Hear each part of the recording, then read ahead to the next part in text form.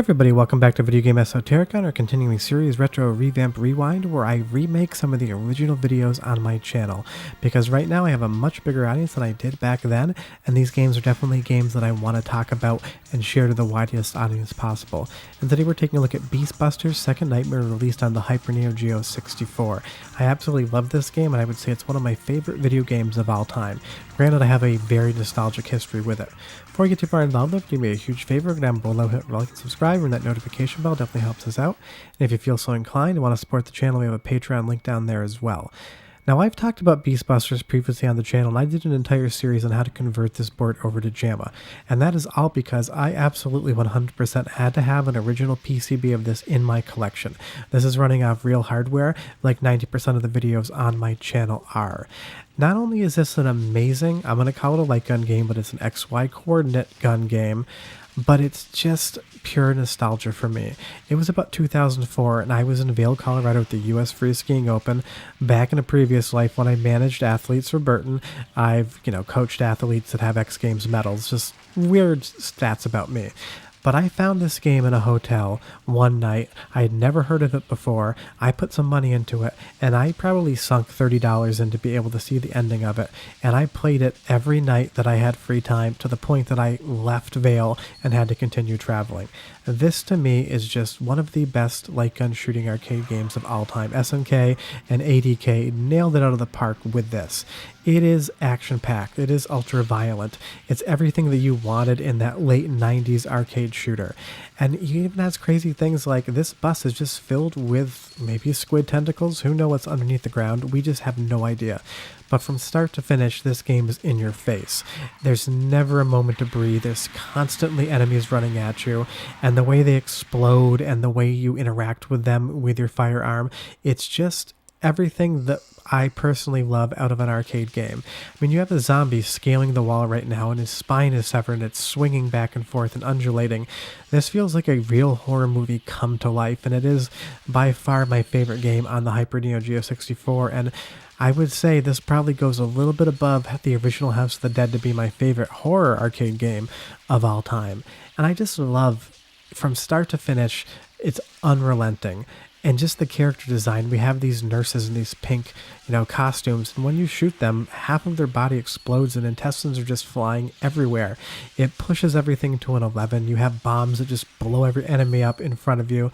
It is just one of those games that for the 30 minutes you're going to be playing it, you get no breather, you get no rest, and I just love that about the game. Now, you can definitely tell in parts that it has been inspired quite heavily by the House of the Dead, because we're going to have a boss here, and the more you shoot him, the more his torso comes apart until he really is just two halves of a body connected by a spine, and that kind of reminds me of the first boss from the House of the Dead. So ADK made this game for SNK, and you definitely can tell they had a lot of inspiration from different arcade games in the past, but there's nothing wrong with that. If you're going to kind of borrow from a franchise, borrowing from the House of the Dead is an incredible one. And now you'll see here, for some reason, he just explodes. It's inexplicable, but I absolutely love how the game treats things. It's kind of like camp horror, and they're going to bring in the bees. I have nothing against bees, but they love to sting me for no good reason, so I had to shoot them there. But there's just these little story vignettes. There really isn't much of any story in the game, but you see it visually. After these zombies run at you and they come fast and furious, we're going to go into this little hospital door here, and for about 5 seconds you're just going to see zombies eating someone else on the operating table, and they don't have to have story to tell you what's going on. What I'm going to let you do is just watch a little bit of the game. The volume is sort of low because you need an audio amplifier with this board, and I don't have it, but watch maybe 30 seconds to get a sense of what the game's doing, and I'll come back and continue to tell you why, if you're into arcade collecting, you should probably buy this board. But I'll be right back.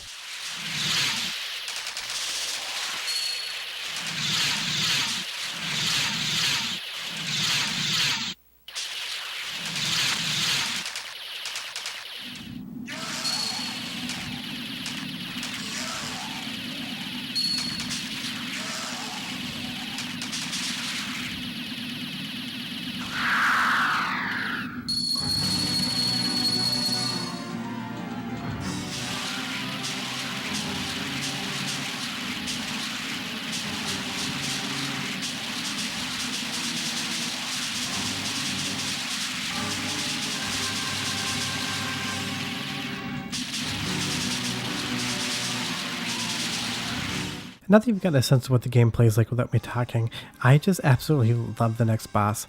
I don't even know what it is. I'm going to say that if you were at the Goldfish Cracker Factory and some mutagen got out and decided to mutate the crackers, this may be what you get. I know it's a very weird comparison, but it's always what I see. It's a giant green, like half frog, half goldfish looking character who shoots out these smaller, flying, fanged goldfish monsters. It doesn't really matter what it is. What I love is the creativity in this game.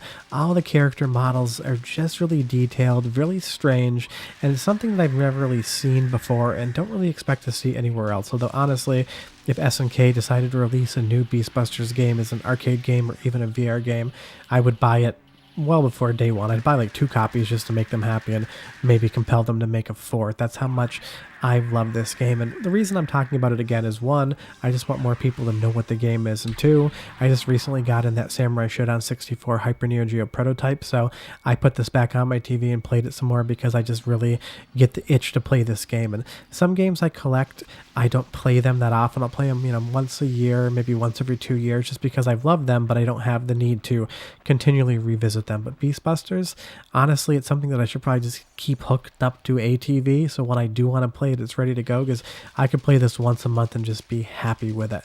And now we're on to the final boss. If there's one complaint I have about the game is just that it ends. It's your average length for an arcade game, but honestly, I could continue to play another hour's worth of Beastbusters and be 100% happy. Now, if you do want to play this game, you have to buy an original board, and you have to wire it up for JAMA because it is a custom board. Hyper Neo Geo 64 emulation is not very good. You can definitely check the game out on MAME. It's going to have a lot of sound issues and some graphical corruption, but I do know people, I believe, are working on getting that emulation better, so hopefully one day you are able to play this game from start to finish the way it was intended. But if you are interested and you do need help finding a board, let me know, because I'd be happy to. I want more people to play this game because it's one of the few games I've shown on my channel that is really difficult to be able to play without that original hardware. But if you get the chance, if you see this out in the wild, please do play it. Short of that, we will be back with another episode of Retro Revamp Rewind when I feel like it. It's a series that I kind of just put up when I feel inspired to talk about one of my previous videos. But if you have any questions or comments, so leave them down below. I love chatting with you guys. And if you can do me a huge favor, go down below, hit like, subscribe, ring that notification bell, and definitely helps us out. That giant asteroid just destroyed half of the city, and we ride away into the sunset like nothing ever happened. Short of that, thanks so much for watching, guys, and we'll see you next time. But if you get a chance to play Beastbusters, do it. Bye-bye.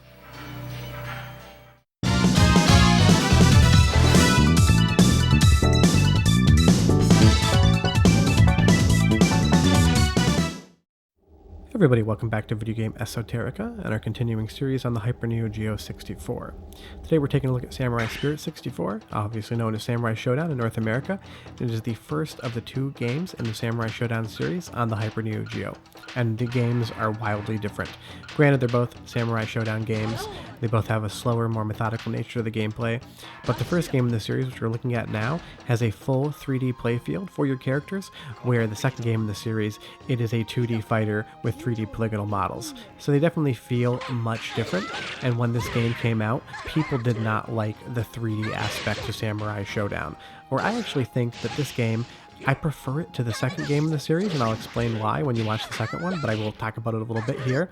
You will see that all the characters move around in circles, and you can strafe your opponents, and it adds a little bit more to the Samurai Shodown gameplay feel. Although it's definitely still a samurai game. It's slow, it's methodical, some attacks can take half a life bar off, so in that respect, it definitely still feels similar to the 2D games on the MVS and AES, but it has more of that 3D visual aspect to it. Although you get a lot of 2D elements when the stages start, you see those candles flying by, and you do have destructible environments where you can actually go through floors and go through walls, so that's definitely something of interest as well. I'm not sure why this game was so hated when it came out. I mean, graphically, it's not the most impressive thing in the world. The Tekkens of the day were definitely beating it in visuals, and they definitely felt a lot faster. I mean, this game is running at 60 frames a second, but it feels quite slow, and it feels a little bit more slow because it's a 3D game, just like Fatal Fury did, but that to me really isn't much of an issue. I don't mind it that much because they've always felt like slow games. Same with Last Blade. You can kind of play these games, aggressively and fast, but if you take your time, take a few steps back and kind of think about your next attack, you can definitely get a better feel. And this is something that doesn't make much sense to me here. Halfway during a fight, you get this random encounter with another enemy.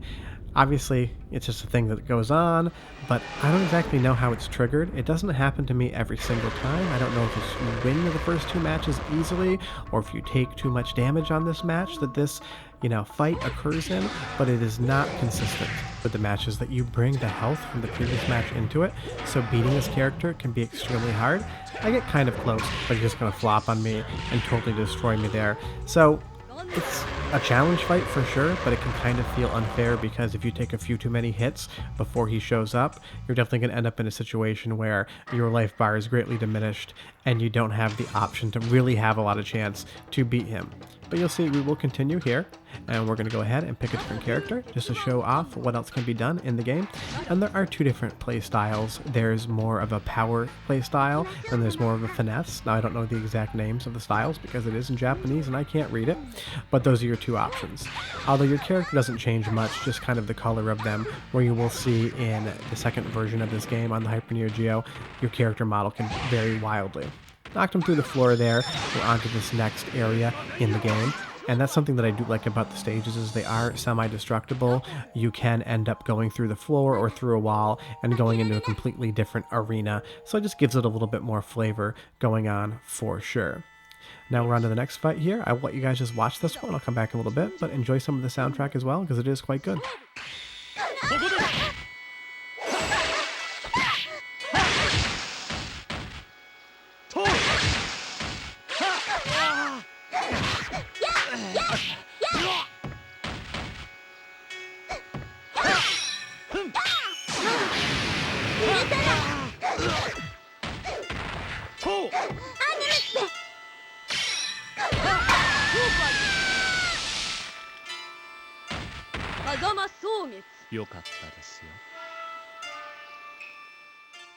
And there is my second loss of the capture. What you don't see in the background is that sometimes I have a 10-minute video, but I've got 40 minutes of gameplay, because if I get stuck on a certain character, I can just sit there and go over and over and over again, and it can sometimes be a little bit of a pain, but I love bringing these to you guys so much that it's worth it. And now we're back with another character as well, and each character has their own particular moveset. Obviously it's a fighting game, but different sort of feels, different sort of speeds, so that you can pick out who you like the best and what type of gameplay style you like, and definitely go with it. You have a lot of good dashing moves here, so you can increase the speed feel of the game, and then we just take a power move right there, and we have instantaneously won. And that is what I love about the Samurai Shodown series, is that you can hit your opponent and completely decimate them with the right moves and the right inputs. And that's something that I feel like in other fighting games, with the supers you can do, but in Samurai Shodown 64, you can definitely just pull off a, not basic move, but a power move, and if it strikes at the right time, when they don't have their guard up, you can definitely take a lot of damage off. And I do love that little sprite that comes in there when the neck is snapped. You get that little bit of work showing the bones. Kind of reminds me of what Mortal Kombat did way later on with those X-ray moves. SNK did it first, but hey, no one's going to give them credit for it. Break through the floor here, and we were onto the bottom arena as well. Do a little vanishing move and completely get blocked, and I thought I was going to have a good finish to the fight, but I kind of just poke until I win with a little slide there. But as far as this game's concerned, it's unfortunate it never got ported to another platform, like something like the Nintendo 64. I'm surprised SNK ported games to the PlayStation 1. I mean, granted, it's only one, Fatal Fury Wild Ambition, but considering that this platform uses the same CPU as the Nintendo 64, it's really weird that that's not the platform that they decided to port for in the first place. It's always confusing to me. The architecture as far as the instruction set's going to be the same, so why did you convert to the PlayStation 1, which was graphically inferior and had a completely different setup as far as the CPU is concerned? Take another loss, but I will say that this game becomes quite difficult. I did play it on normal difficulty, what the game would have been set at out of the box unless the arcade operator had turned it up, just to get a sense of the overall feel of how difficult it was. And I will say that it is relatively fair. Now, I don't have as much time into this game as some of the other SNK games. I've only had this in my collection for like 6 months, compared to some of the King of Fighters or Fatal Fury games, or even Samurai Shodown games on the AES, which I've owned for 10 plus years and have hundreds upon hundreds of hours in. So, that's just what it is. But I do like the desperation move there. If you're taking too much damage, you can set off that fire effect, so you can kind of rebuff your opponent. Something done in Match or Melee on the AES, just to kind of give you a better chance at winning. And we have won the match here, and we're going to be going on to the boss characters, and you're going to get a little bit of a cutscene. I'll let you watch it, it's interesting. I'll come back and talk about it in just a second.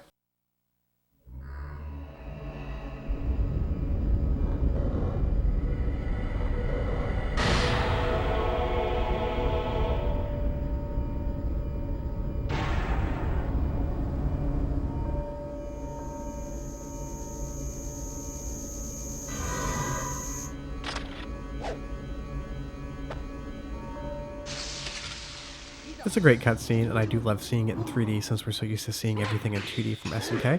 But as far as the boss fight's concerned, I will say that it's challenging enough. I do take a loss here, but I will get through it.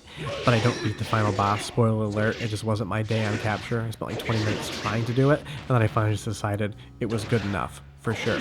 But with this little special move here, I'm going to get totally decimated coming up, but we do get a lot more of that 2D sprite work coming through, and I love that about this game, is that they've taken all this care to add in all these extra visual flares. Although the challenge is, you'll see there, I whipped my tornado in 3D, and that's something that would have hit had I been in a 2D environment.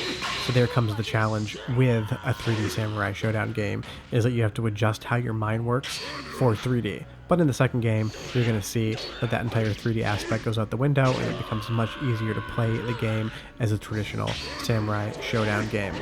And I get poked around a little bit here. You can fall off the edge, you can grab on, kind of has a little bit of like a Smash Brothers feel to it. That's an interesting little thing.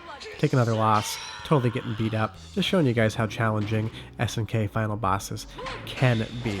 But, like I said, it's a super fun game. It is relatively rare. I own the North American version, even though some of it is in Japanese based on the BIOS I'm playing.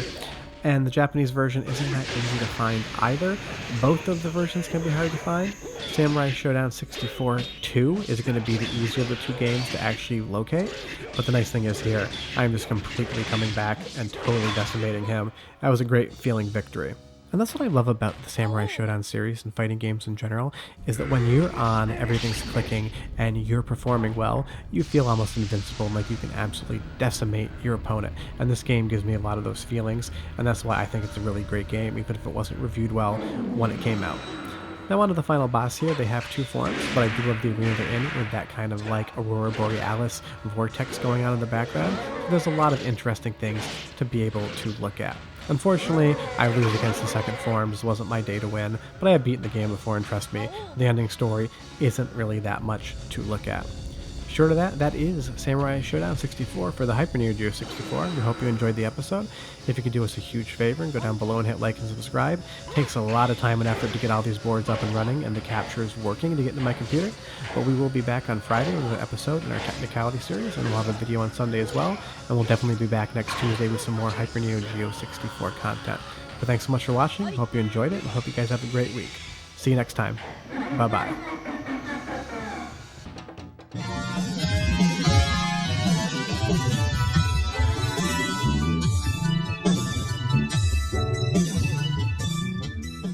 Hey everybody, welcome back to Video Game Esoterica and our continuing series Retro Revamp Rewind, where I take a look at some of the earlier videos on my channel about games I want to talk about more. Today we're taking a look at Fatal Fury Wild Ambition on the Hyper Neo Geo 64, and this is actually a viewer request. It's a request from a lot of different viewers because they wanted to see more of the game and hear me talk about it again, so why not? Before we get too far involved though, if you can do me a huge favor, go down below, hit like and subscribe, and that notification bell definitely helps us out.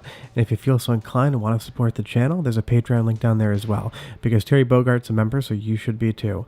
But I absolutely love Fatal Fury Wild Ambition, and I love talking about the Hyper Neo Geo 64, and I would say of all the different rare and obscure hardware I have talked about on this channel, people seem to be the most interested in the Hyper Neo Geo, so much so that when I found the Samurai Shodown prototype, Eurogamer wrote a story and it got picked up on a lot of different news outlets. It went to places like Slack News and other sites that usually don't cover a lot of gaming stuff, so that was a lot of fun to be able to get some press for a really rare piece piece of hardware and a prototype.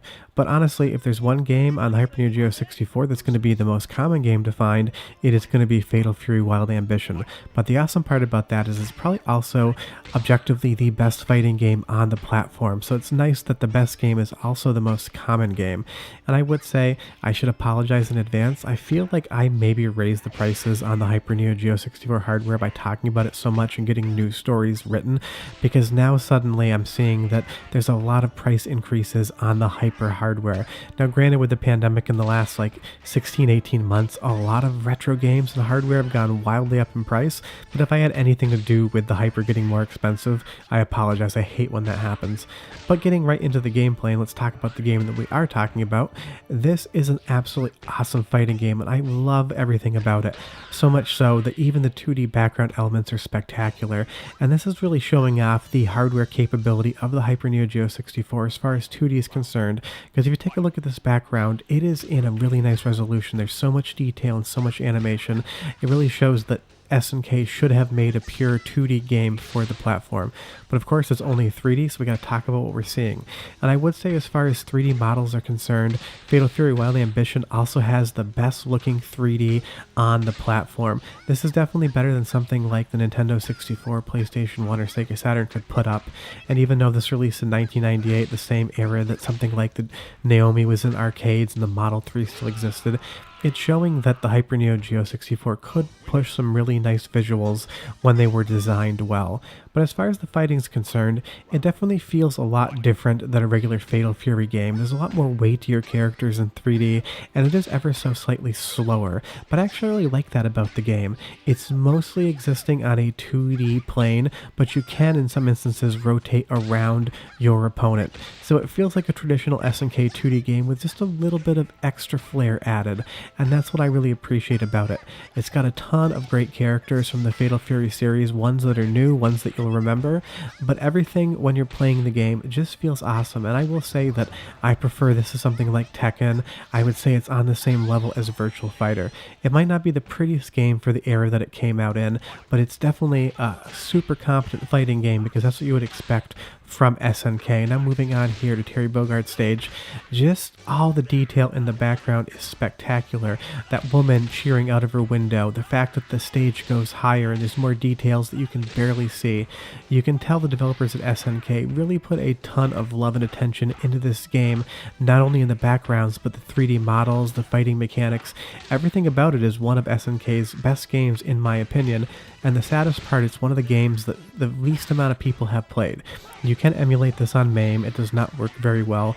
You need to have original hardware for it. And you even get a little bit of story element too, so watch that for about 20 seconds and I'll come back and tell you more about Fatal Fury Wild Ambition.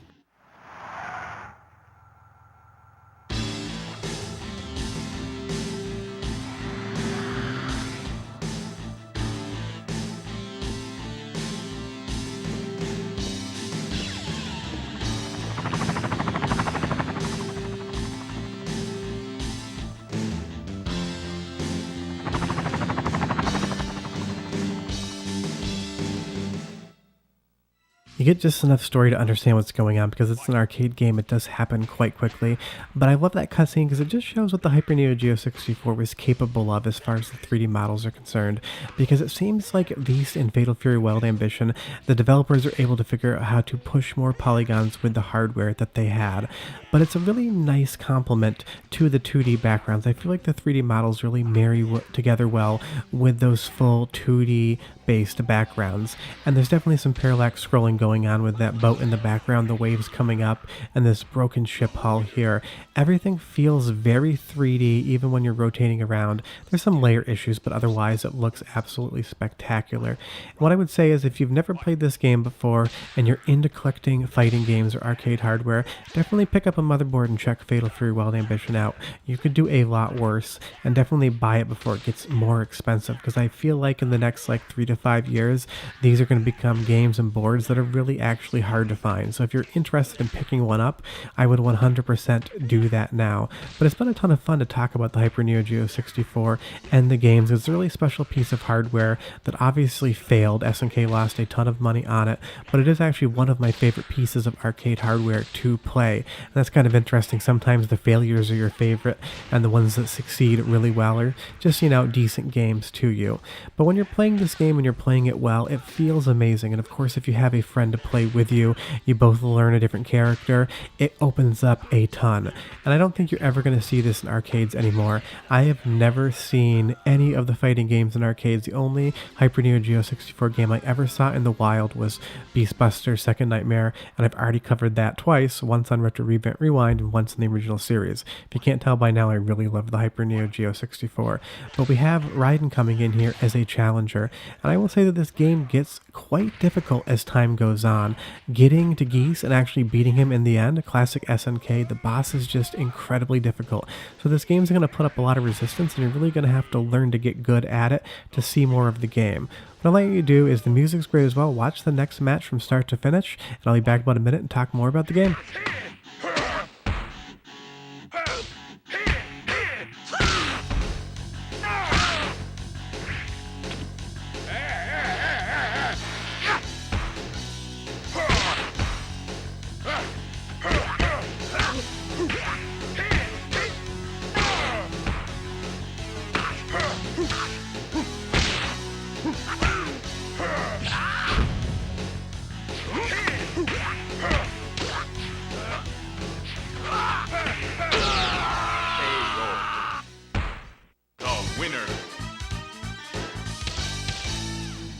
So yeah, the music's great, the soundtrack's great, the sound effects are great, the polygon models are decent, and the 2D backgrounds are spectacular. It has everything that it needs to be an incredible experience, including the gameplay, of course. But the wildest thing is that there hasn't been a Fatal Fury game since 1999. The last game that came out was Mark of the Wolves, and while that is probably one of the best fighting games ever made, and it's a great way for the series to stop, I don't understand why SNK hasn't revisited Fatal Fury, because obviously we have a new King of Fighter game coming out soon. We just recently got a new Samurai Shodown game, but it's surprising to me that SNK just does not do anything with this franchise, because I would say it's one of their biggest, and it is really odd that outside of some compilations and ROM releases that run on modern hardware, there hasn't been a Fatal Fury game in over 20 years. It's almost been 22 years since Mark of the Wolves came out now, which one, makes me feel old, and two, disappoints me that we don't have another Fatal Fury game. But 100%, if you've never played this game before and you have a chance to pick up a motherboard and a cartridge for it, you 100% should. There's a ton of replay value, the characters are great, the gameplay is great, the graphics look to me really, really nice, and I think it's something that a lot of people would enjoy. Just avoid the PlayStation 1 version. It is a cut-down port. It's the only game from the Hyper Neo Geo to ever receive a port. It's ugly, it doesn't play well. Just pretend that version doesn't exist. But yeah, that's Fatal Fury Wild Ambition. Of all the requests I got of different episodes that people thought I should put on Retro Revamp Rewind, the number one by far thing that people wanted to see was this game. And every once in a while I listen to you guys. Well, actually I listen a lot, but I wanted to bring this to you because you'd been asking about it. Short of that, if you could do me a huge favor, go down below, hit like and subscribe, ring that notification bell. It definitely helps us out. And I will be back with more episodes of Retro Revamp Rewind when I feel like it. It's one of those series that kind of comes and goes depending on my mood. But yeah, Fatal Fury Wild Ambition, I think it's definitely the best fighting game on the Hyper Neo Geo 64, and I think it's the first time that SNK was able to use full 3D to make a very competent fighting game. So if you ever see it in an arcade, rare as it may be, 100% throw some quarters in and give it a shot. Short of that, I'll have videos throughout the week, and I'll see you guys next time. Bye-bye. I lost.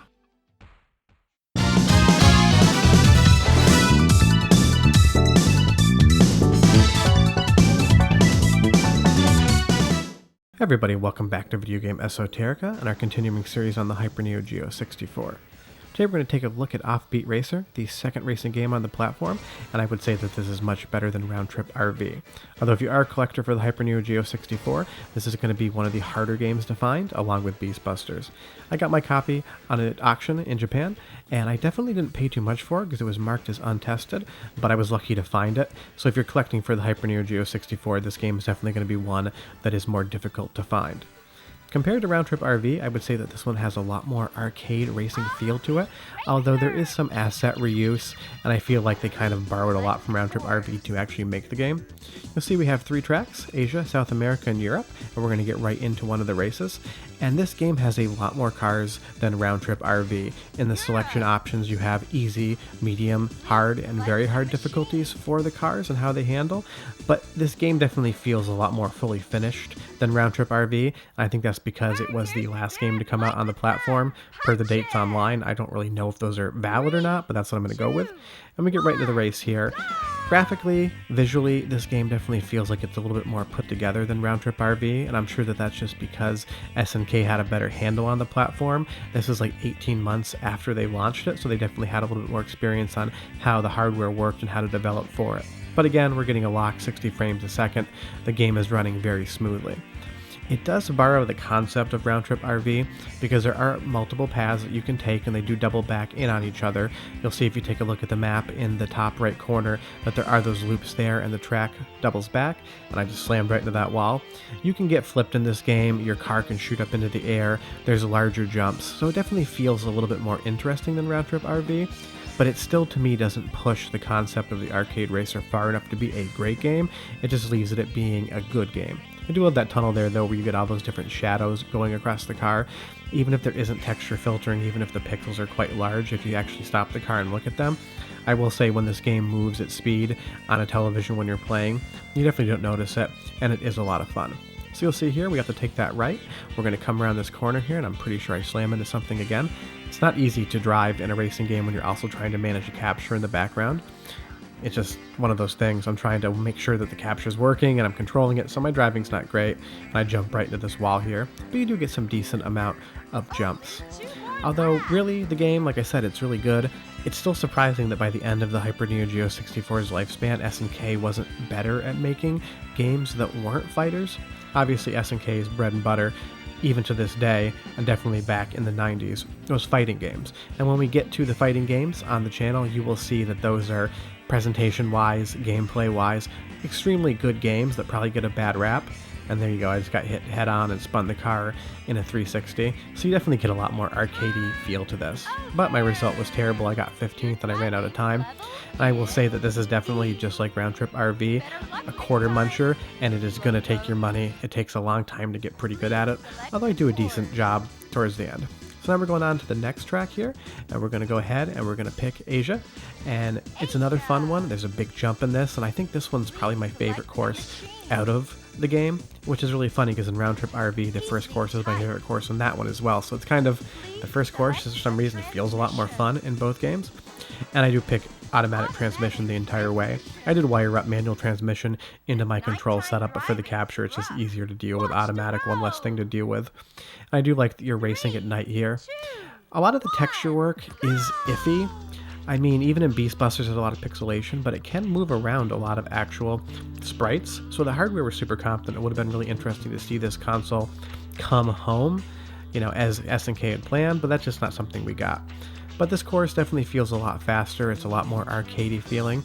What I'll let you do is actually watch a little bit of this. There's a big jump coming up, so enjoy it, and I'll come back in about a minute, and we'll keep talking about the game.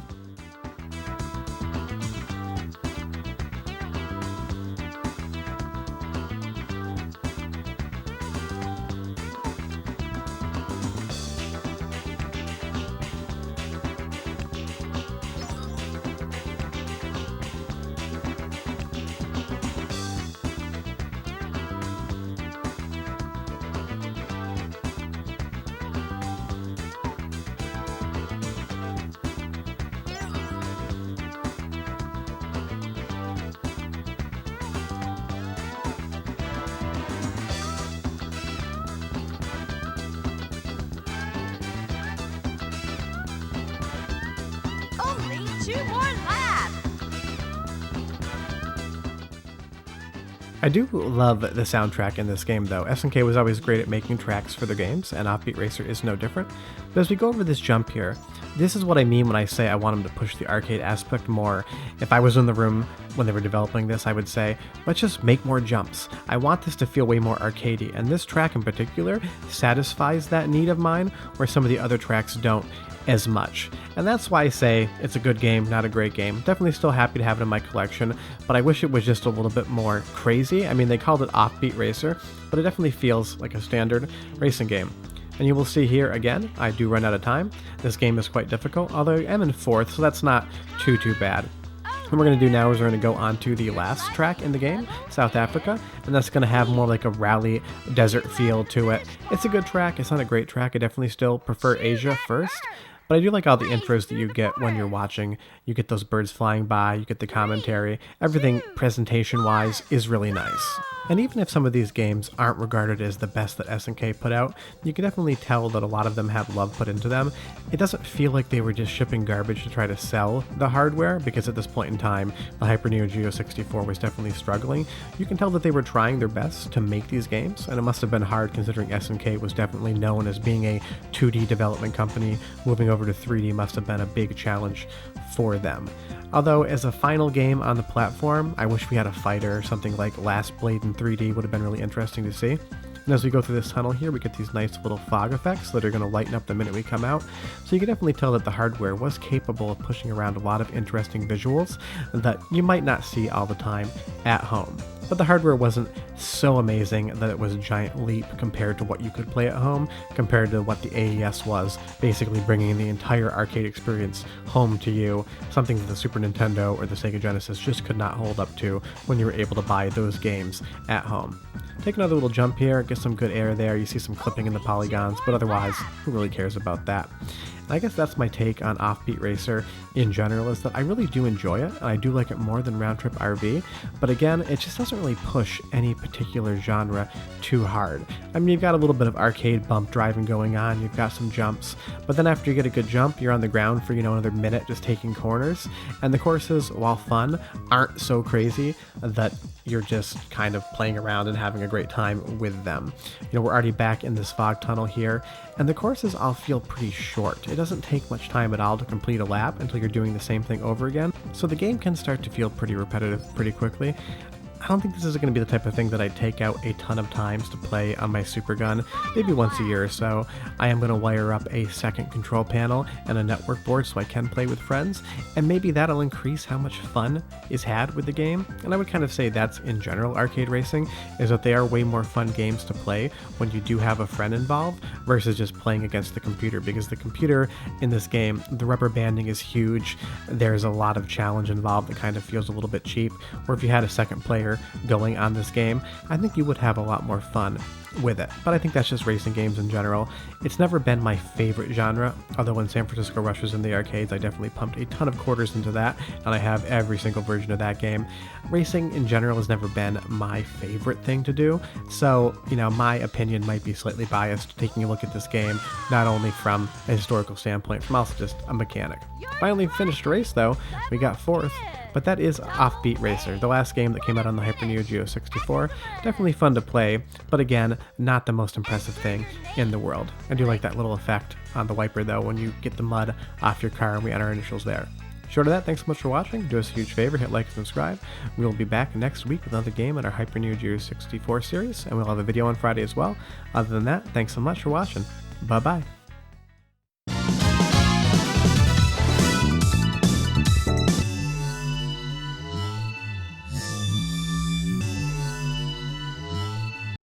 Hey everybody, welcome back to Video Game Esoterica and our continuing series Retro Revamp Rewind, where I take a look at some of my previous videos I've done on the channel years ago when I had a smaller audience, and the number one video I've been getting requests for is to take another look at Buriki 1 on the Hyper Neo Geo 64, because it is such a unique fighting game. And now with improvements in MAME, this game is relatively playable, and the audio has a lot of glitches, but you can complete it from start to finish. I tested it before I did this video, and while there's still a few graphical glitches, you can enjoy the entire experience from start to finish. Before we get too far involved though, do me a huge favor, go down below, hit like and subscribe with that notification bell, it definitely helps us out. And if you feel so inclined and want to support the channel, we have a Patreon link down below in the description as well. But I would say that Buriki 1 is the most unique game on the Hyper Neo Geo 64 because we have 2 traditional arcade racing games, we have 4 fighting games, and we have Beast Busters being a light gun game. But the 2 Samurai Shodown games and Fatal Fury Wild Ambition play exactly like you would expect them to, but Buriki 1 has a completely different setup that is intriguing and one of the only times I've ever seen it done in a fighting game.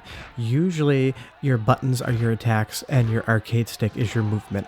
In Buriki 1 that is completely the opposite. You have 2 buttons. One makes you go backwards and one makes you go forward. And the control stick, the arcade stick itself, is how you attack your opponents. You have 8 directions, and depending on how you thrust that stick and kind of the combos you put in, your player is going to have different attacks. It's a really interesting system, and it really helps you connect fully with your fighter, because when you really slam the arcade stick back, charge it, and then push it forward quickly for the right timing to get a big haymaker out, it really does feel like you are just punching the ever-loving hell out of your opponent. There's different jabs you can do, different sticks and pokes, charged attacks, you can avoid attacks. It's a very unique fighting system that you're only going to find in Buriki 1. And now thankfully that it is working in main relatively well, everyone can experience this because this was never ported off the Hyper Neo Geo 64 and it didn't really do very well. I don't even believe Buriki 1 came to the United States. I believe it was a Japanese exclusive. I've never seen an English copy, mine is Japanese. But you'll see there you can knock your opponent out into the ring. It doesn't do anything except slow down the match. You have a heart meter. As that heart starts racing, your opponent will die from it. Not really die, but just get knocked out. But each individual character has their own fighting style. I'm using Rob here because I really prefer the boxing mechanic, but it's a unique layout. Every different situation opens up different attacks for you. If you're in a grapple, there's an attack that you have that you cannot use when you're not in a grapple.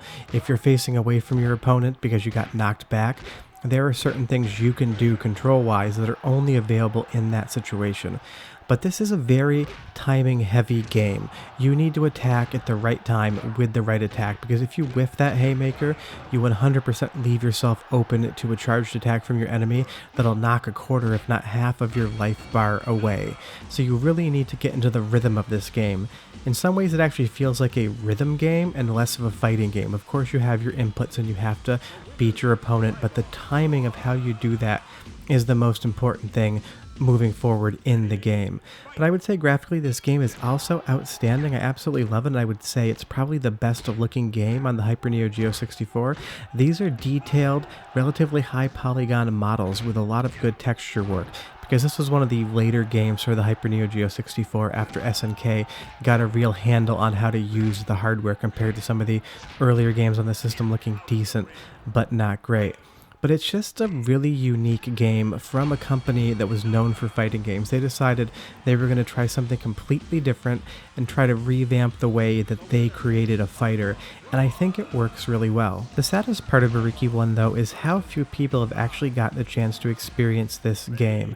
When I did a video on it originally, maybe a year and a half, almost 2 years ago now, most people had either never heard of it or heard of it and never played it. It was only maybe 2 or 3 people that had gotten a chance to play this game. But now the great thing is, with these functioning better in MAME, and MAME emulation probably still improving maybe by the time this video is out, it's going to be accessible to more people. And you'll see there when I was on the ground, I had to quickly evade, and that's the situation where depending on what your stance is, you have different options available to you, because the fighter that I'm fighting, Tendo Guy, has more of an aerial attack situation going on, so you do get options to attack that you normally wouldn't when you're facing different opponents. Some attacks seem to be opponent specific. Otherwise, the soundtrack is quite interesting, although it's a little bit subdued. It's mostly just crowd noises, but go ahead and listen to a match for like 20 seconds and then watch the amazing intro to the final match of the game, and I'll come back and tell you more about why you should check it out in MAME. Otherwise, enjoy. Ivar versus Donlon. Ready, fight!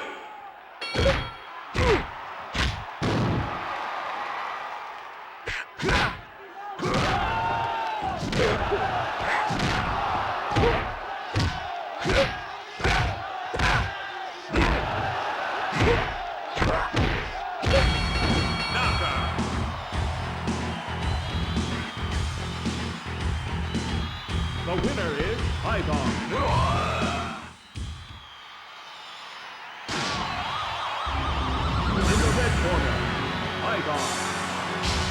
corner. Heating.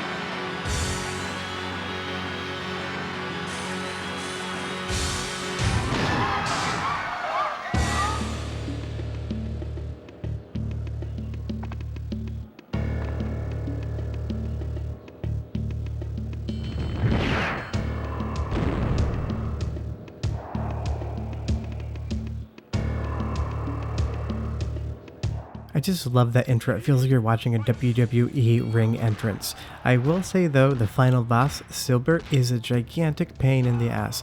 When I'm playing this game, sometimes I beat him on the first match, other times he beats me 10 times in a row until I can beat him, and sometimes I just can't beat him whatsoever. But that's pretty much SNK tradition at this point in time. The final boss is going to be so much more difficult than the rest of the game.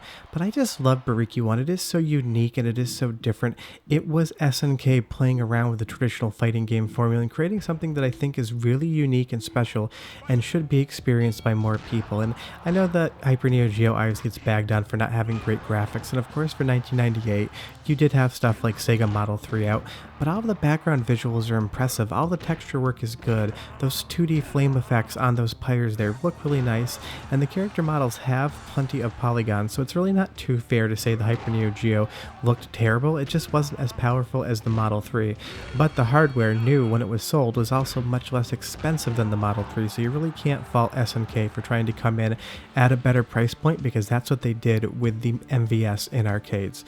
But yeah, I mean, this is working relatively well in MAME.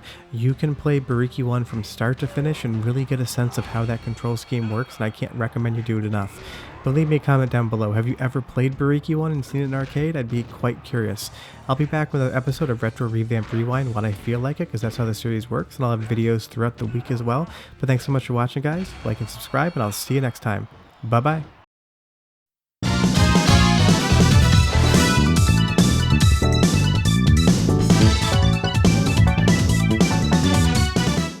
Everybody, welcome back to Video Game Esoterica and the 7th and final game in our Hyper Neo Geo 64 series, Samurai Shodown 64-2. It's quite the mouthful of a title, but don't worry, we do have some more Hyper Neo Geo 64 content coming up next week. We're not done with the season yet, just with talking about each individual game. So Samurai Shodown 64-2 is completely different than the first game. Granted, it's a Samurai Shodown game, but unlike the 3D arenas that you fought in Samurai Shodown 64, this game takes place entirely in 2D, as a traditional Samurai Shodown game would. And I'm sure that's down to the critique that SNK took for the first game, being that the 3D conversion didn't feel like a Samurai Shodown game. So they just completely changed the play style and went with 2D. So you have a good amount of characters that you can choose from, and each character has two different forms. They've got a fast form and they have a power form. And depending on which form you pick, the costumes change, the character models change. Compared to the first game where it was just kind of like a visual difference, you get a full different character model with some of the different modes that are going on. So as far as how it feels to play, I like both of these games pretty much equally. I enjoy the 3D elements of Samurai Shodown 64, but I also enjoy the traditional 2D gameplay design of your traditional Samurai Shodown. You have these interesting visual elements where the background goes black and white, kind of like a photochromatic effect, and all the animations in the background stop. But that happens a lot, and for some reason I like all the background animations, all the lights in the sky, when there's lightning or when a firework explodes in that stage. So for me, it's an effect that looks interesting, but it happens so much that it kind of just distracts you from what's going on in the background, and I do like those background effects. It really breathes some more world into the game itself. As far as the graphics are concerned, there's not much of an increase in quality to them. I would actually say that some of the backgrounds in Samurai Shodown 64-2 are not as good or well animated as the first game, but I definitely think what SNK was mostly concerned about when they were making this game was kind of recovering from all those critiques that they took for a 3D fighting engine in a Samurai Shodown game. You'll see I took a heavy combo there and I am almost dead, but I'm actually able to come back with that power attack. If you time it right and you kind of like sneak in, you can win matches where you're almost dead. And that's something that I always like about the Samurai Shodown series, is that they feel like very tactical fighters. You can be slow and you can be methodical. Like I said, on the graphics side, the downside is that we're reusing the same arena again. Now granted, it's night and you get a little bit different coloration in the sky, but it is still a reused arena, and some of the arenas just don't have music in them, which to me is really strange, but it's something that happened in Beastbusters 64 as well, that some areas don't have any background music.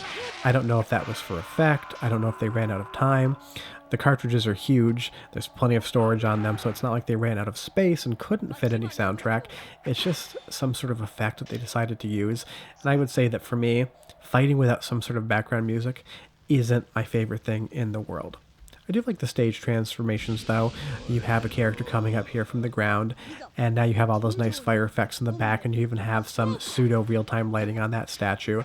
And as you rotate around in the arena, the background changes as well. So they definitely did a lot of heavy lifting on trying to make it visually interesting. But compared to the first game, I just don't love the style of this one as much, although some of the fatality moves in the end, they have a really nice cutaway that I do appreciate. They're very similar to the effects in the first Samurai Shodown game, where you get some sprites coming in if you get your neck snapped or something like that. Strange again that these games didn't get ported, and that's that fatality effect that I told you about. You just slice right through his body and half of it comes off, and I do love that. But it is weird that these games aren't available on any other platforms, really. The only thing ever got ported was Fatal Fury Wild Ambition, and it's unfortunate that people don't get a chance to play these games. The Hyper Neo Geo 64 has a reputation for being a not great platform, something that's not worth investing in or checking out, and I would say that that's definitely a fallacy or a misnomer. I think these games are absolutely worth experiencing, so you can see exactly what SNK was doing in the 3D era, because these games are all quite good. The racing games, like I said, not my favorite, but hey, this is definitely worth checking out, even if I prefer the original a bit more. What I'm going to let you do here is just finish this fight up. I'll let you watch the next fight from start to finish without me talking, and I will come back, tell you a little bit more about the game, my impressions of it, as it is the final game in our Hyper Neo Geo 64 series.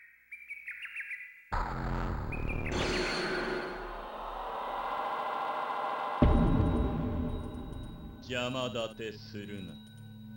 いざ尋常に一本目勝負。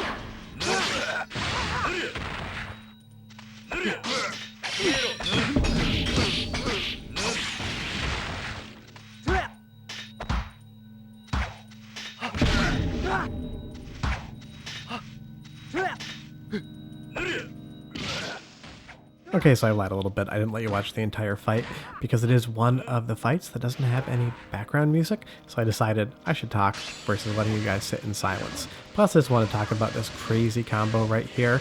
It's a 10-hit combo with all these different projectiles coming out. Actually, an 11-hit combo, and you can definitely get some good juggles in this game. But you will see I am able to come back from the fight with that backward rolling slash, and that's something that just Samurai Shodown does that no other game really feels the same. You have these massive attacks, and you can just totally come back with a few well-timed moves from a match that looks like it's just going to completely go downhill. So as far as which of these games is better, that is absolutely subjective. I think they're both worth checking out. I do just feel that the second game in the series tries to be a little bit too safe and tries to be a little bit too reactionary to the critique that they got when they released the original Samurai Shodown 64.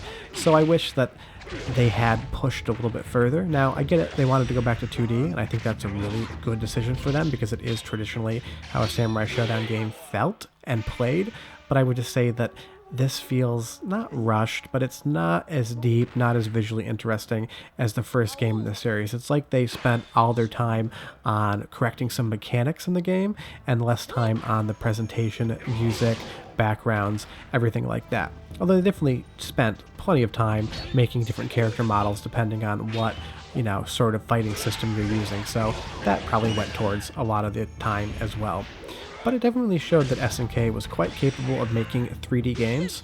Obviously, when they transitioned over, it was going to always be hard for them since they were so well known as a 2D company. And I just think that they took a lot of unfair criticism when they made these games. And the hardware took criticism too because it wasn't as powerful as other things were in the arcades at that point in time. But honestly, if the gameplay is there, who really cares that much about the graphical quality? But I get it. In the 90s, increased graphic fidelity, impressive polygons, impressive models were all that anyone ever wanted to talk about. So in that respect, I understand where their critique comes from, even if sometimes I don't particularly think it's fair.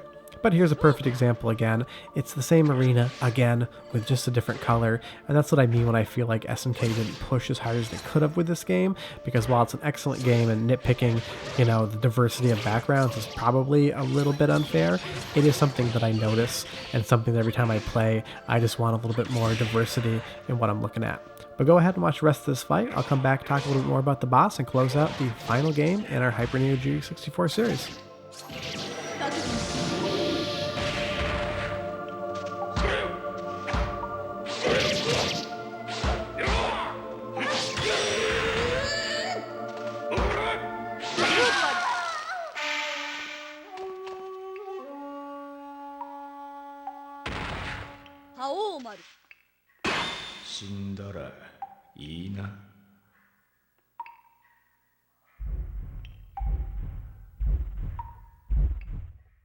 So here we are with the final character in the game, and there are multiple stages. But here's an instance in which I absolutely love the background. You've got these transparencies, you've got parallax scrolling with the fog going through, you have that pseudo 3D sprite pre-rendered effect in the crystal ball behind you. And I think as far as a boss fight's concerned, this one is definitely one that I quite enjoyed. Pretty easy to tear through the first form here. I get a couple blocks, but I do pretty decently. And this is the only game, other than Beastbusters, that I beat for you guys during the capture. And that's because I think this one probably is easier than the rest of the games, or maybe it's just more towards my playstyle. I went all the way through, maybe used 2 continues, but I was able to beat this game pretty quickly for the capture. But that's basically the entirety of the Hyper Neo Geo 64 library. Save this one to the last because I just wanted to talk about it last, considering it was a sequel to the original. But short of that, I really hope you guys have enjoyed watching all the different gameplay that we have brought to you. We will have a couple more episodes in the Hyper series talking about the hardware moving forward from here. But this, like I said, I wish there was more than 7 games to cover. I wish the Hyper Neo Geo 64 library was deeper. But the boss is dead, and we are going into the final cutscene right here. And they do a good job with all the animation, with the modeling. I wish they had brought this home. It would have been great, even if they moved it over to the Nintendo 64.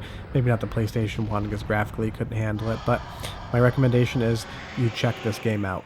Every game on the platform, minus the driving games, is worth picking up and playing. It never got the credit it deserved back in the day, so I'm trying to give it a little bit more of a spotlight now. Short of that, thanks so much for watching. If you could do us a huge favor, go down below and hit like and subscribe. It takes us a lot of time to make each one of these episodes, so we hope you guys really enjoyed it. Short of that, we'll be back on Friday with another entry in our Technicality series and a video on Sunday as well, but we'll see you guys back here next Tuesday for another episode in the Hyper series. Thanks so much for watching. Bye-bye.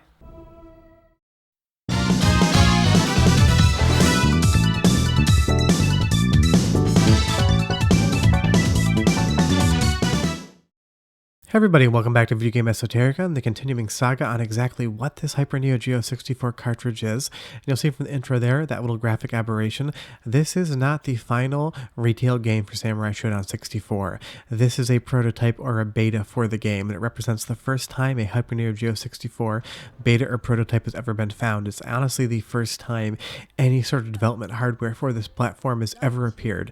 And a lot of the fun is exactly the story behind where this came from and how I ended up with it. And I will be telling you that story shortly. But what I think this is the AOU 1997 arcade show build, or a kind of location test build, because it has a lot of differences between this and the final release game, and I have some magazine scans from 1997 that kind of back up my presumptions. But as the Samurai Shodown 64 logo comes in, that is 100% different than the actual retail game, and I will be going back and forth showing you each one and the different versions. But at least at the start, all the characters do function, all their movesets are there, so it's not missing anything as far as characters are concerned, but there's a lot of differences in colors, a lot of differences in things like the heads-up display, and that's how I instantaneously knew this was not the retail ROM, because as this match starts and we take a look at it, the gauge on the left and the right, we're not on the left and the right in the retail version, they're actually at the bottom. That's the dash gauge, which allows you to run around the arena, and it is almost impossible to make that run out in this version compared to the retail version where, you know, 4 or 5 dashes are going to make you just exhaust that bar. And you'll see that the character names Hanzo and Hanma are at the top, and that is not in the retail ROM either. But as I describe the differences between the retail release and this prototype, I also really want to touch on the story where this cartridge came from. It is the wildest story, and it is shocking that this actually continues to exist. Because once I tell you where it was found and how long it had been there for, you will not believe that this thing actually still functions. And this is the intro to the retail version of Samurai Shodown 64, and it is completely different. But this was found outside. It was not in a warehouse. It was not in somebody's house. This was found outside in a field in California on a pallet. And it's a long, elaborate story, but basically what happened was, I know a guy named Craig. His name's Craig Weiss, and he gave me permission to use his name. And you'll see there at the bottom, that is that dash gauge where it's normally supposed to be, and the heads-up display looks different, and the colors in the background also look different. But he is an arcade repair tech, mostly specializing in pinball games, and he was out repairing a pinball machine for a woman, and it wasn't something that needed a small repair, it needed a very large repair. And he normally doesn't see pinball machines being sold to people in this bad of condition, so he asked, where did this come from, and how did you end up getting it? And he found out from this woman that he bought it from another woman whose husband had passed away, and he had been buying auction lots. And that company's name was Video Connection. And Craig knew of these people because he'd actually had some PCBs repaired in the 90s by them. So he politely asked the woman who owned the pinball machine, where did this cartridge come from? He got the number for the woman who owned it, and he called and left a voicemail. She got back in touch with him and said, my husband bought a lot of auction lots. I have about 5 to 7 pallets outside on my property.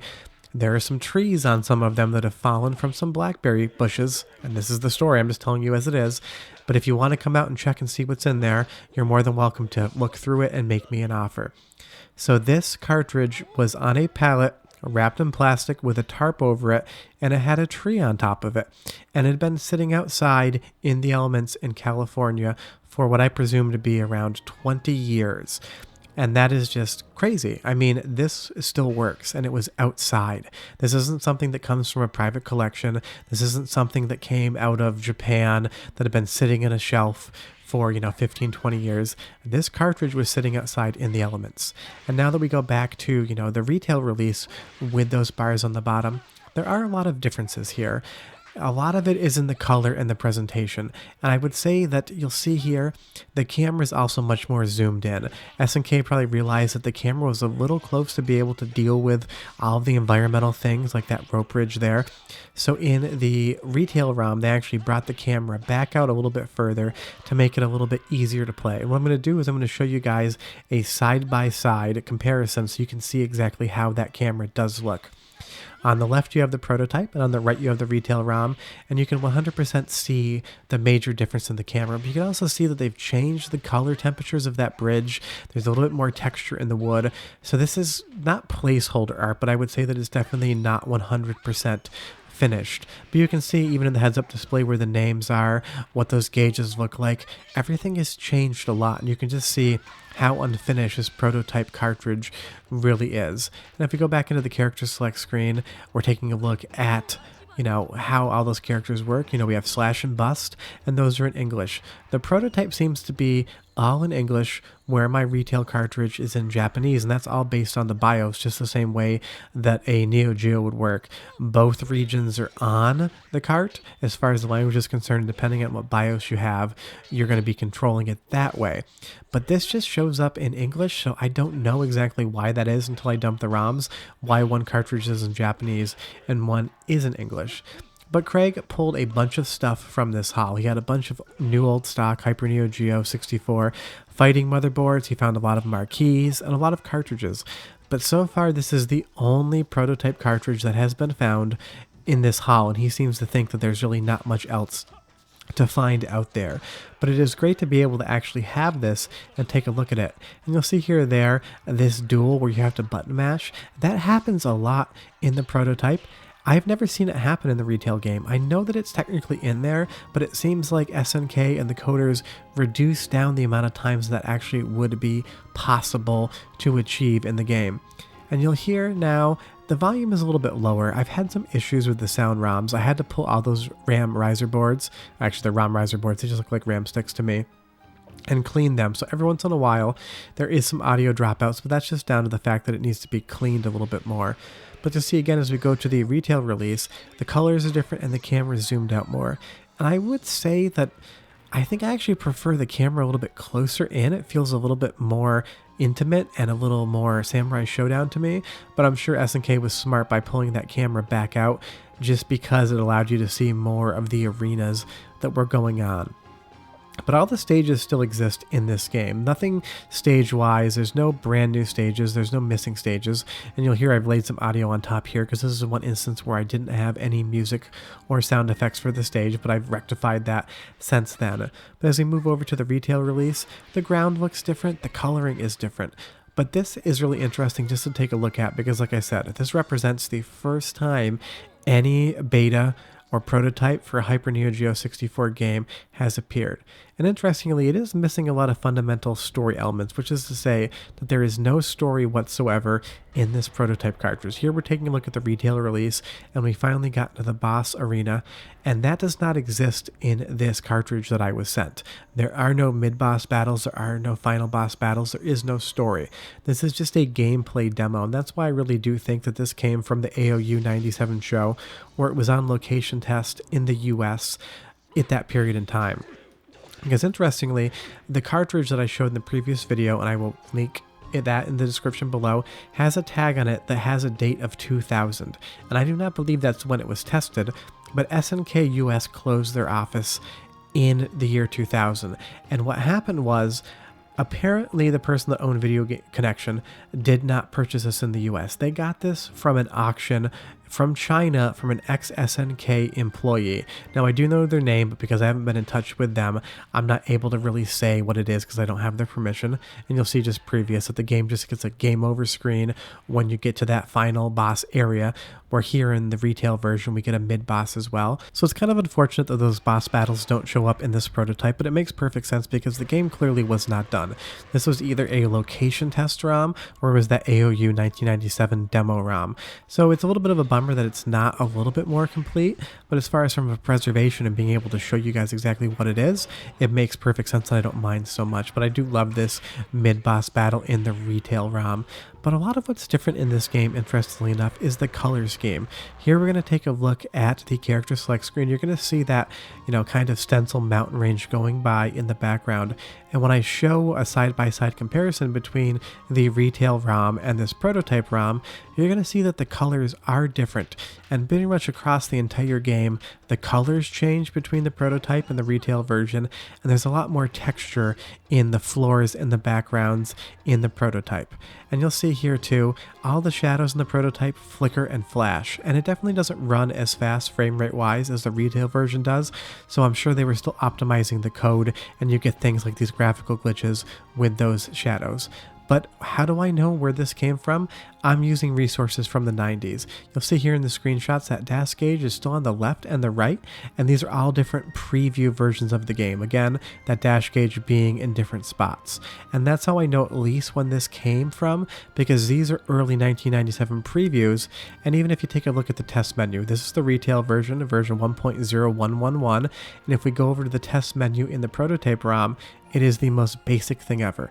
I can't control it yet, none of the controls work, so it may be something weird on the JAMA Edge. I'd love to see what the soft dips are. But that is what this cartridge is. I didn't want to make you guys wait too long to find out what was going on with it. And I have had some questions of what I'm going to do with this PCB because I am a huge Hyper Neo Geo 64 fan. This is going to stay in my permanent collection, but I am going to dump the ROM and release it to the community for free like I've done with everything else I've gotten that is rare and one-off.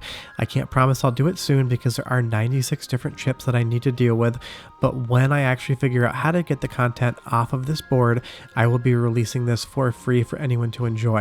And just to tell you how close this came to not actually happening, when Craig, the person that discovered this and got it to me, talked to the woman whose yard this was in, she said she was about a week away from calling somebody to have everything in this collection hauled off to the dump. So we beat getting this thrown away by maybe a week or 2 weeks, and it's now in my collection, and I can show it to you guys and release it as soon as I dump the ROMs. Short of that, if you have any questions or comments, I'll leave them down below. I'm sure there's going to be a lot of questions about this one. If you can do me a huge favor, go down below, hit like and subscribe, ring that notification bell. And if you feel so inclined, we got a Patreon link down there as well. Short of that, we will have videos on Tuesday, Wednesday, Friday, and Sunday. And the next time I have a cool new beta to show you, hopefully soon, we can talk more about that. But like I said, any questions, leave them down below. But I'm so glad to be able to show this to you guys, and I hope you have a great rest of your week. Bye-bye.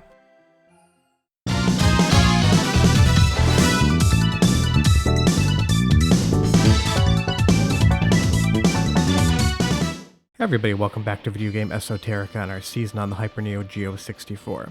Today we're taking a look at Round Trip RV, the first of 7 games released for the platform. And we're going to hop right into single track mode here and pick Europe. And you will see that there are 4 selectable vehicles you can race as. It's a pretty limited selection, but they are licensed vehicles. Well, 3 of the 4 of them are. SNK made a car up before the game. And we just pick automatic transmission 2. Gives you a little bit of automatic braking that was really easy for me to play with when I was doing the capture. I have manual transmission set up on my controls as well, and I did convert this board to run at home, and I'll leave the link to the description below as to how you can do that if you wanted to. So the game is definitely good. It's a competent arcade racer. Graphically, it's pretty impressive, but it is not the best thing in the world, and it's kind of interesting that SNK decided to make this their first release on the Hyper Neo Geo 64. It runs really well. I mean, it's definitely do a locked 60 frames a second. See that little Bridgestone blimp up there? There's a lot of licensing in the game, and that's fun to see. It kind of ties a little bit back more to a real-world setting. But there's nothing spectacular about this game compared to some other arcade racers that may have been out at that point in time. I'd rather play something like San Francisco Rush, I'd rather play something like Cruisin' USA, or any of those games. But that's not to say that this game isn't good. It's definitely got some interesting hooks. Basically, the entire point of this game, and in the title, Round Trip RV, is that each track doubles back in on itself. So there's more than one path to take, and you will see that sometimes you can take it head-on impact with the cars. So it definitely gives you enough challenge to feel like, you know, you're enjoying yourself. Now, graphically, it's a bit of a mixed bag. Granted, this system uses the same CPU as the Nintendo 64, but the textures are not filtered. You'll see that there's a lot of pixelation, and some of the actual polygons are clipping as you turn the car left and right in the back of the screen there. So I would say that it's an interesting game to take a look at, and it's certainly fun, and I'm glad I have it in my collection to complete my full set of Hyper Neo Geo 64 games. But the fact that SNK came out with this in '97, and that's the hardware they chose, is definitely interesting. Here, on this track, you have to make a quick turn. I hit the wall there a little bit, but that's kind of how that track ends. So it's fun enough to play around with, but it's definitely a very challenging game. I've turned the difficulty down, but I will time out here. You have to race practically perfect to be able to do any good at this game. And there are only 3 tracks, so really learning it isn't that hard, but you will see that I've run out of time there, but my driving level's still a B. So I'm going to go right into Asia here. I do wish the game came with more tracks. 3 tracks is really limited. There's not a lot of replayability on this game. And when we get to the video on Offbeat Racer, you're going to see that a lot of the assets were reused. So I kind of feel like this game may have definitely been a little bit rushed just to get the Hyper Neo Geo 64 out onto the market in '97. Because compared to a lot of the other games, the driving games feel really limited and kind of just feel like they were, I don't want to say thrown together, but they're definitely not the most impressive things as far as gameplay content-wise is concerned, because you really are just limited to 3 tracks, and you can beat this game in 15 minutes if you're playing championship mode. You can get through all tracks very quickly. I have another branching pathway here, and as far as the art design is concerned, each track definitely feels unique and different. You've got some obstacles here. You can hit these trunks and you fly up in the air. So challenge-wise and actual racing-wise is concerned, all the tracks are really fun. They've got a lot of different gameplay aspects to them. You've got these branching paths, and that's something I definitely do enjoy. Now granted, it was a gigantic arcade cabinet with a seat and a wheel, and I have converted this to play at home on a steering wheel and pedal set that I modified in a previous video. So there's always going to be something lost in translation when you take an arcade driving game and put it in your home without the actual cabinet. There is a feedback feature on the wheel for both games, so you can actually feel the wheel fighting you, because there was a motor built into the wheels that would give resistance, and that's not really something that you can do at home. I mean, granted, I could probably design something with a motor and make it work, but it's really not something that I find necessary for my time.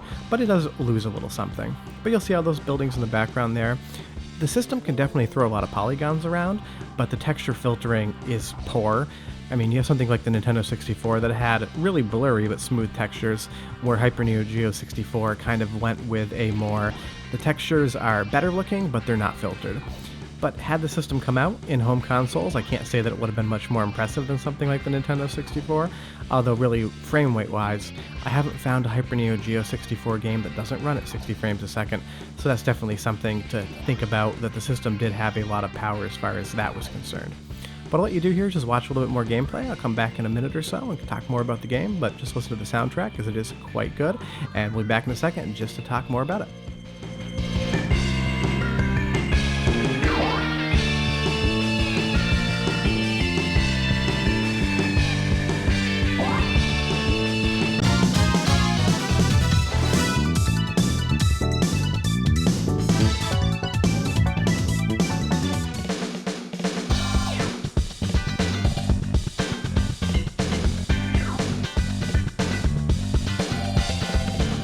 So here we are on this track, and it's definitely my favorite in the game. Kind of like the colorful aspects to it and just the overall layout of the track.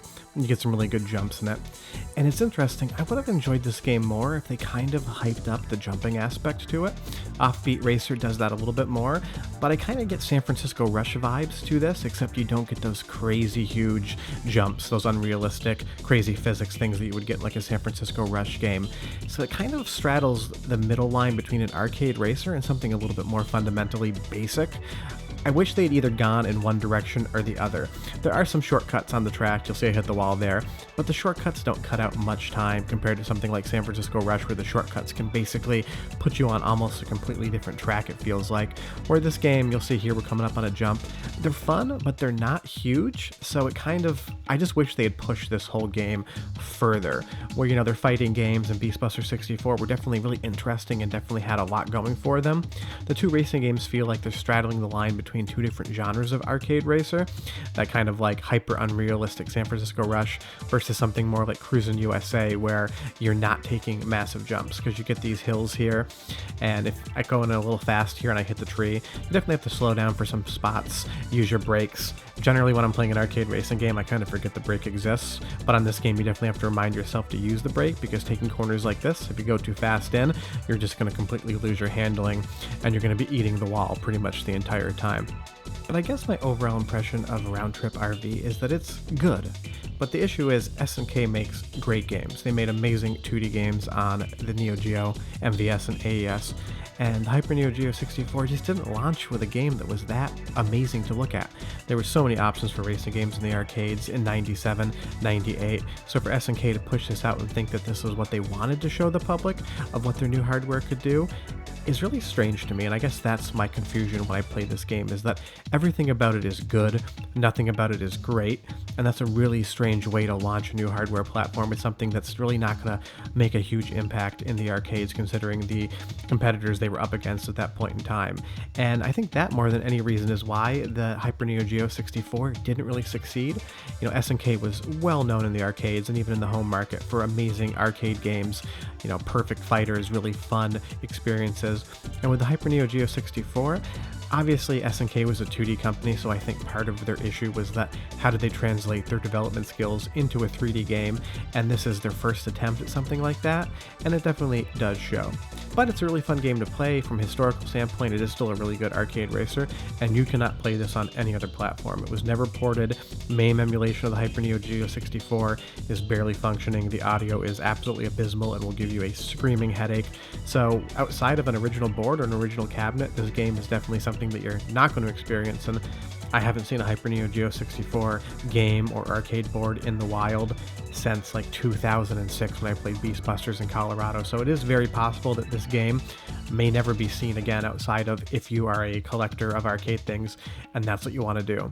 Short of that, really appreciate you watching. We'll be back next week with some more Hyper Neo Geo 64 content, but it's been a lot of fun to be able to bring this to you.